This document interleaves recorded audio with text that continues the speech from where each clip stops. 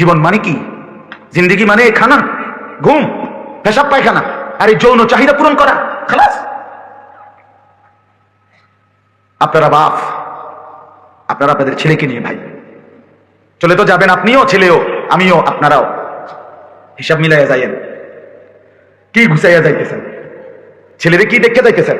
মেয়েটারে কি দেখে যাচ্ছেন? ছেলের বউ, মেয়ের জামাই, ছেলের ঘরের নাতি নাতনি, মেয়ের ঘরের নাতি নাত, কি দেখে যাচ্ছেন? চুল দেখা যায় জঙ্গলির মতো, পেশাব করে এক বেলাও পানি নেয় না, 5 ওয়াক্ত নামাজ পড়ে না, মেয়েটা পর্দা করে না, স্ত্রী পর্দা করে না। 20 বছর ধরে ঘরে রঙিন টেলিভিশন চলতেছে, প্রতিদিন নাচ, গান, নাটক, সিনেমা, হিন্দি সিরিয়াল, অশ্লীল দৃশ্য, বউ বাচ্চা মিলে আরামসে দেখতেছে। ছেলেটা সারা রাত মোবাইলে উলঙ্গ ছবি দেখে, সারাদিন বন্ধুদের সাথে আড্ডা দেয়। আহা, এই রাইখা চাচা কবরের দিকে রওনা দিছে।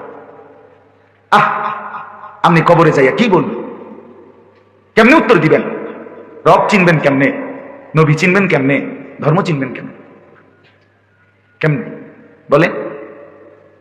বলেন বাবারা, বলেন। সন্তান এভাবে নষ্ট হয়ে যাবে আমাদের। মুসলমানের ছেলে এভাবে পৌঁছে যাবে। মুসলমানের ছেলে মুসলমান পরিচয় থাকার পরে 1 ওয়াক্ত নামাজ পড়বে না, এটা আমরা মেনে নিলাম। এরপরে আমাদের জীবনের আর সার্থকতা কি আছে?